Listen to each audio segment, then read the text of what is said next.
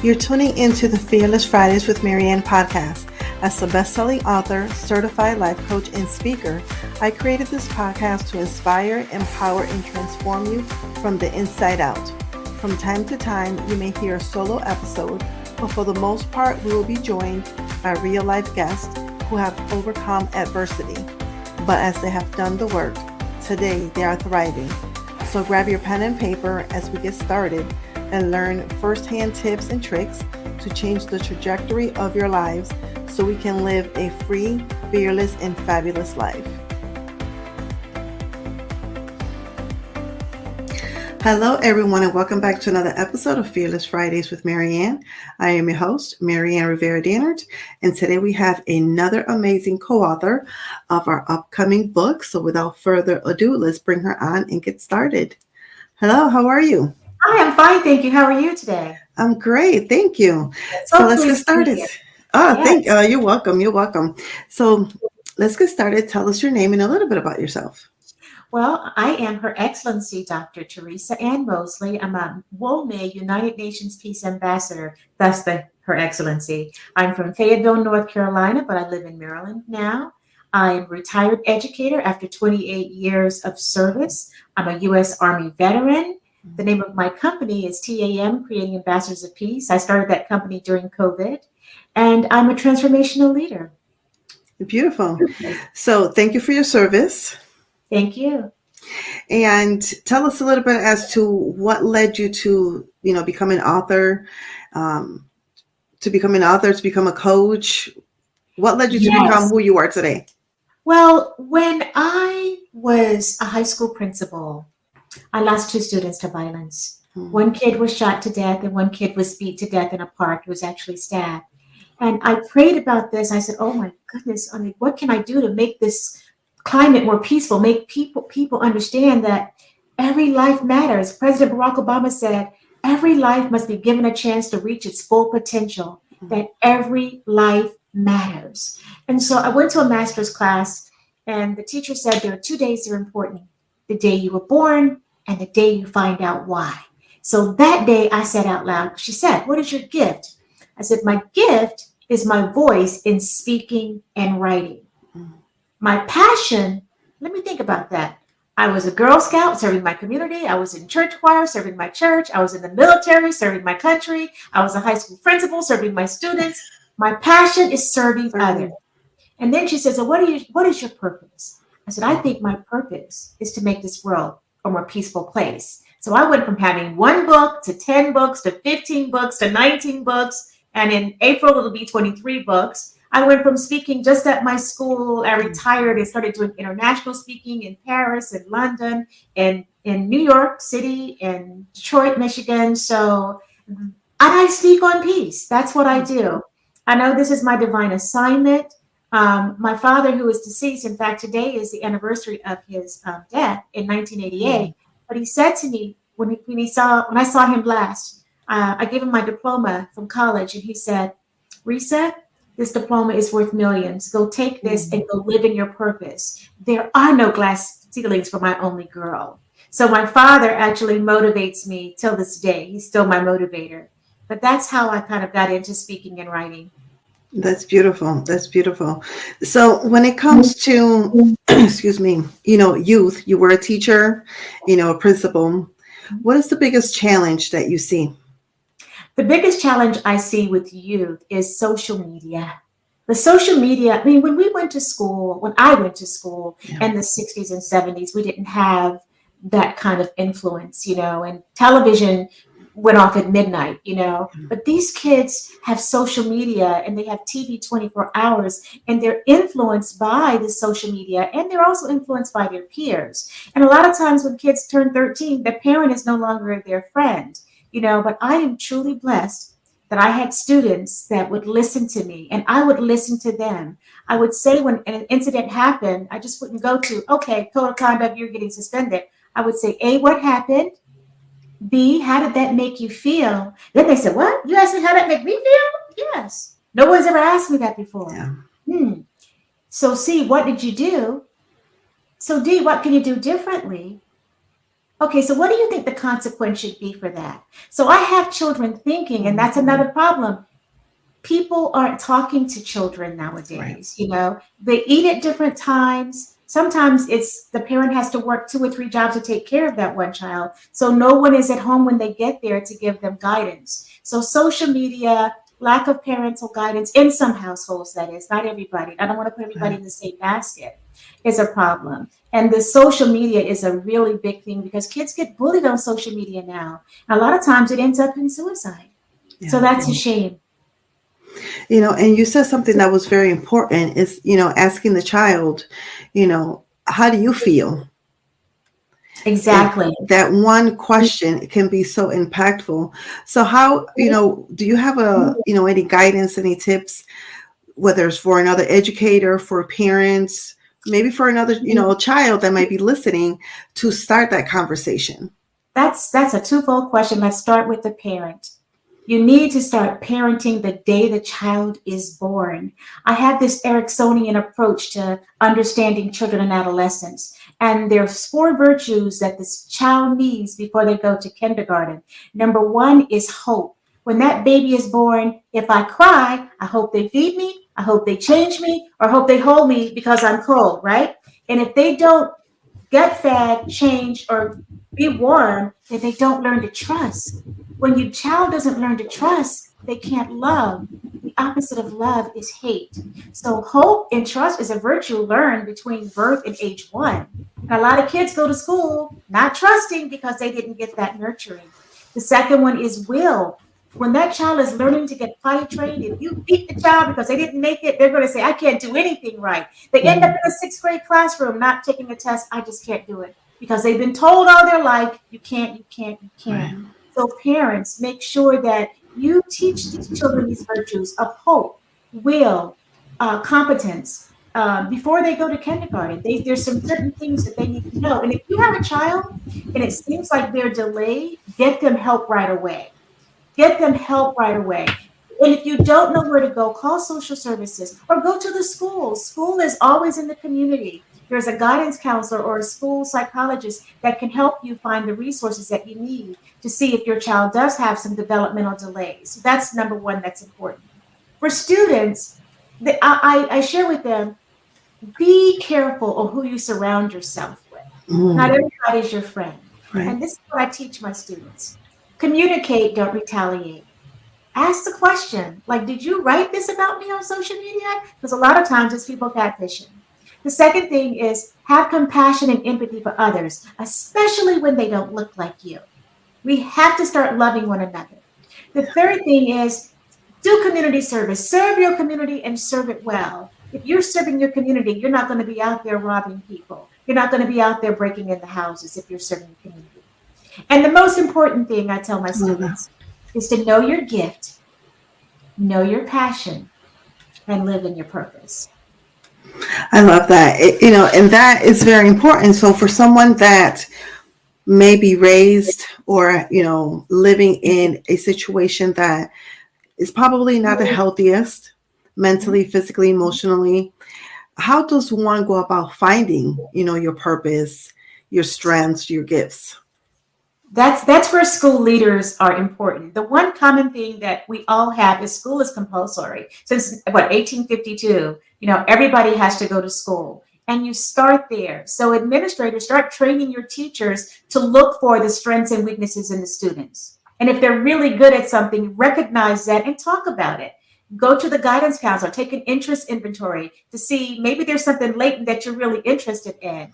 Know what your job value is. Do you like working with your hands or do you like working with people? Do you want to make a lot of money or you just want to work in a cube by yourself creating things? Yeah. All of these things are so important in finding out, what it is that you're really passionate about. I always say, what did you like to do as a little child? Because I used to like to play with Barbie dolls, but I had about 40.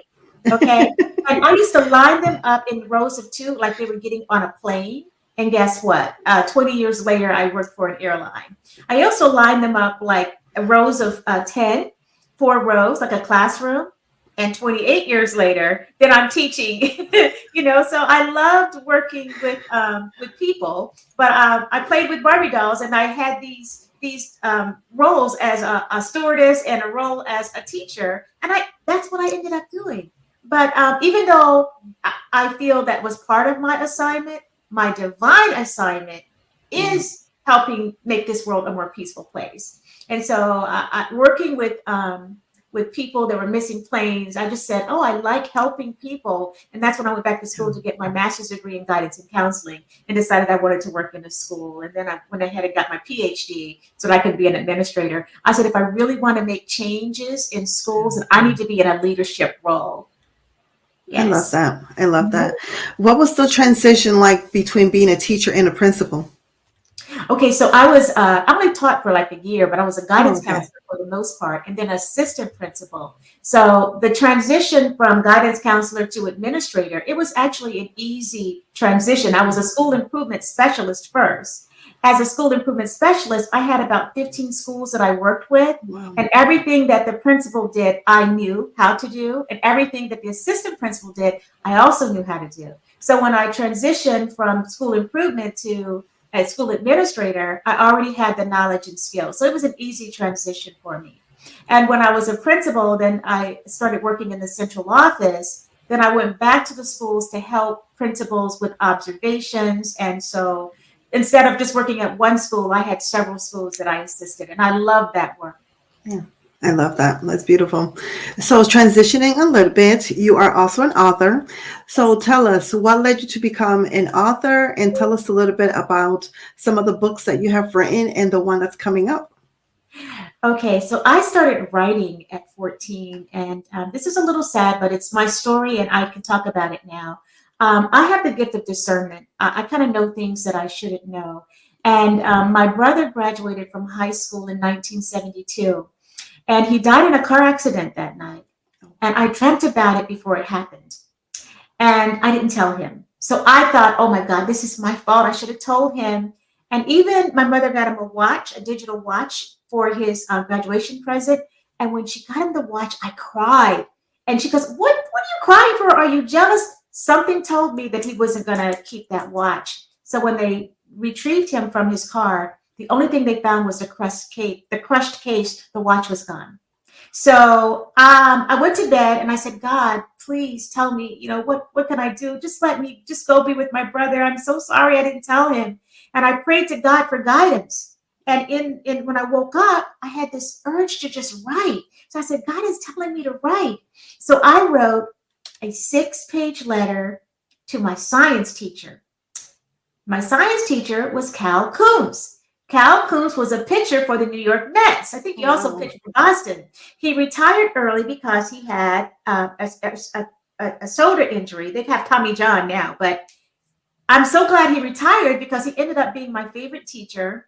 And I wrote him this letter, 6 pages, told him what happened and everything. And after I wrote the letter, I felt better. I said, my gosh, I don't even have to give this to Mr. Coombs because I feel so much better. So I tucked the letter under my bed. And that's when I found out that writing is cathartic.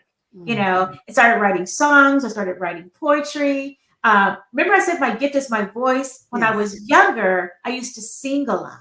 And I sang in the church choir. I was in 3 school choirs. But I was also doing a lot of writing. And that's when my writing started. But my first book I wrote after my mom's death in 2003. And it took me 7 months. It was so difficult to write. It was called The Fourth Child, 5 Decades of Hope. I was the only girl. I was the 4th child. I had 4 brothers. And I wrote this book to tell my mother that I loved her.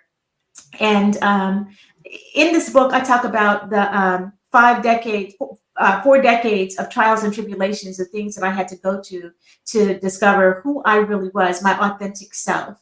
And after that, I was a high school principal when I printed that book in 2014. It took a long time to print it. It took a short time to write it, but a long time to print it and get it published. Then I was in Women of Virtue, Walking in Excellence with Dr. Chishika Green. Then I said, you know what? I kind of like writing books. And next thing you know, people were calling me, hey, can you be a part of this anthology? And then I went into a class called Speak and Write Your Message. Now that changed my life. It was with Dr. Cheryl Wood. In that class, I learned everything about self-publishing. I learned about CRMs. I was a speaker, so I already knew how to write a speech. Right. But it helped me create more than one signature speech. I have like a 10-minute, a 20-minute, a 1-hour speech. So that's when my life changed, and that happened during COVID.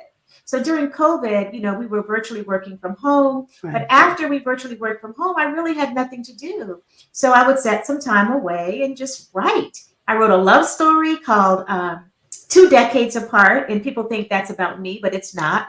It's a fictional love story, but every place where my characters went, I went with my mother, So I wrote another book called Passion, Purpose, Peace, The Pathway Through Trials and Tribulations, because I've met so many people in this industry that really came from humble beginnings and really struggled, with finding their purpose, and really some veterans who went through some traumatic things in the military. Mm-hmm. But now they're all successful speakers and writers. So I got them all together and wrote my second signature book, which is Passion, Purpose, Peace, The Pathway Through Trials and Tribulations. But that said, my signature book before that was Creating Ambassadors of Peace, 16 Steps to Become an Ambassador of Peace. And I thank God for being able to speak internationally, because I met this lady that worked for the United Nations. She heard me speak on peace, and she said, you know what? We need to make you a real United Nations Peace Ambassador. So she nominated me for this training, and I went to the training, and that's Her Excellency Dr. Theresa A. Moseley. I love that. Thank you so much for sharing. So you and I are in an upcoming book together, The Beautiful Face of the Invisible Illness. So can you share what your chapter title is and summarize your chapter in one sentence? My chapter is on diabetes, type 2 diabetes. And my mother had diabetes. My brother had diabetes. They're both deceased. My grandmother had diabetes. My great-grandmother had diabetes. So in one word, I'm going to say, know your ABCs, your A1C, your blood pressure, and your cholesterol. Those are important when you are diagnosed with type 2 diabetes. And I think that, that's so important, for women, people of color, that diabetes is like, it runs rampant. Yes. My great-great-grandfather was named Mac Allen from Johnston County, North Carolina. I found his death certificate on Ancestry.com. Bad kidneys, diabetes. So I said, I'm going to stop this generational, I'm not going to call it curse, this generational illness that's impacting my family. My brother is on dialysis. My other brother just got prepped for dialysis. My numbers are good. Actually, my doctor says if you lose another 10 pounds, you probably won't even need your medicine anymore. You're doing really well with it. I'm going to be 66 years old, and I've been living with type 2 diabetes for 12 years. Yeah, since 2013. But yeah, exercise, diet, and the combination of meds can really help you have a long, healthy life. Did you say 66? I'll be 66 in February. I'm 65. Oh, wow. You look great. Thank you. You're welcome. So you are on the Fearless Friday podcast. How are you living a fearless life? I am living my best life because I am living in my purpose. Before I said, oh, I'm successful. I've got twin luxury cars in my garage. I got a nice home. No. I was successful, but I was not fulfilled. I was not fulfilled until I started serving other people. When I started serving other people through speaking and writing and working individually, coaching people to help them discover who they are, I became successful, fulfilled, prosperous, and I had inner peace. And that's what I want the world to do. I want everyone to be fearless by knowing what you love to do, serving other people. I believe in this Japanese philosophy around purpose. If there's something that the world needs and you're good at it, then that's your mission in life. If you really love to do something, that's your passion. And if you're blessed enough to work 9 to 5 or 8 to 4 and get paid for that work, then that's your purpose. And when all of that is aligned, you will be successful, fulfilled, prosperous, and have inner peace. And when you have inner peace, there's peace at home, There's peace at work. There's peace in the grocery store. There's peace driving your car. There's peace all around you. So if I can get everyone to understand that you're here on a divine assignment, there's something that you have to leave this world, a legacy in this world. And whatever it is, it's positive, right? And you will be happy. You will be successful. You will be fulfilled. And you will have that inner peace that the world needs to make it a better place. I love that. Thank you so much. So is there anything else that you would like to share or talk about that we have not talked about as we get ready to wrap up? Yes, you did give me an opportunity to talk about my other books. I do have a book coming out on my father's 104th heavenly birthday, March the 3rd, 2024, and it's called The Essential Soft Skills, Steps to Leading with Grace. Once again, it's all about peace with me. And so look forward for that. People can find me on social media, Dr. Theresa A. Moseley, and I have a website, which I just updated. It's called creatingambassadorsofpeace.com, and that links to all of my social media, LinkedIn, Twitter, X, and so that's how you can find me. And also, you can see what I'm up to next. I'm going to London to speak again. I just left London last month for a Women Empowerment Conference. And so, yeah, stay in touch with me. I love that. Life is but a short road to our ultimate destiny. Make peace, have compassion, and learn to love before you get there. Peace and blessings. I love that. Thank you so much for being with us today. Thank you for having me. You're welcome. Thank you so much for listening to the Fearless Fridays with Maryann podcast. Make sure to stay connected with us, and you can find us on Facebook at MRD Empowerment Solutions or on Instagram as Maryann Rivera Dannert. You can also visit our website at MaryannRiveraDannert.com. As always, you are fearless, you are fabulous, you are a priority, and you matter.